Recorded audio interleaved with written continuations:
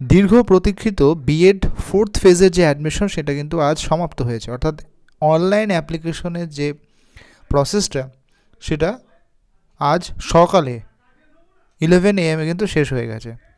এবং অন্যান্য যে প্রসিডিওর সেগুলো কিন্তু এখনও রয়েছে, কিন্তু আর কিন্তু অ্যাপ্লিকেশন করা যাবে না।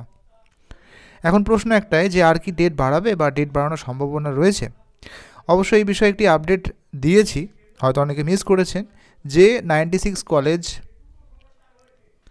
অ্যাফিলিয়েশন পায়নি 2023-25 জন্য, সেখানে হাইকোর্ট কিন্তু একটা রায় ঘোষণা করেছে বা দেখেছি যে হ্যাঁ, যদি তারা অল্প সময়ের মধ্যে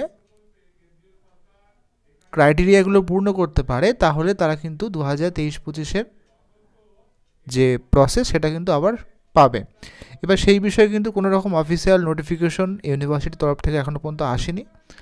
তো সেখানে একটা ক্ষীণ আশা আছে যে একটা ইউনিভার্সিটি মানে একটা কলেজ এই 10 দিনের মধ্যে কীভাবে তাদের, বা 10 দিন বা 15 দিন যাই হোক যে সংক্ষিপ্ত সময়টা দেওয়া হয়েছে, পূরণ করতে পারবে কি না, এবং পূরণ করতে পারলেও সিট ভ্যাকান্সি একটা ব্যাপার আছে। তো সিট ভ্যাকান্সি সেটাও একটা ব্যাপার, যে হয়তো আজকে পর্যন্ত অ্যাডমিশন প্রক্রিয়াটা হলো, সিট তো খুবই কম ছিল, কোনো কলেজে 2টো, কোনো কলেজে 10টা, কোনো কলেজে 5টা।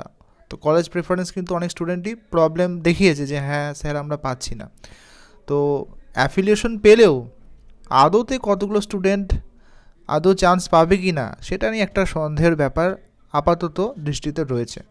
তবু আমাদের অফিসিয়াল নোটিফিকেশনের জন্য অপেক্ষা করতে হবে। যদি সেরকম সিট ভ্যাকান্সি থাকে তাহলে অবশ্যই পরবর্তীকালে হয়তো ইউনিভার্সিটি নোটিশ দিতে পারে। আমাদের অপেক্ষা করতে হবে যে এই অ্যাফিলিয়েশন প্রক্রিয়াটা কলেজগুলো পূরণ করতে পারে কি না নির্দিষ্ট সময়। যদি না পারে তাহলে আর এই বছরে হয়তো হবে না, নেক্সট 2024-26 অর্থাৎ নেক্সট 5-6 মাস পরে যে প্রসিডিওর সেটার জন্য হয়তো অপেক্ষা করতে হবে দুর্ভাগ্যবশত। যদি ভিডিওটা ইনফরমেটিভ মনে হয় একটি লাইক করবেন, এবং বিএড রিলেটেড ভিডিও পাওয়ার জন্য আমার চ্যানেলটি সাবস্ক্রাইব করতে ভুলবেন না। Thank you.